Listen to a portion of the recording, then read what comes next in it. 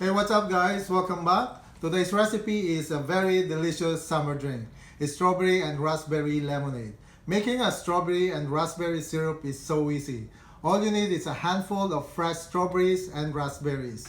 And of course, a generous helping of honey. It will really add a delicious floral sweetness to the syrup. So, if you guys are ready, let's get started.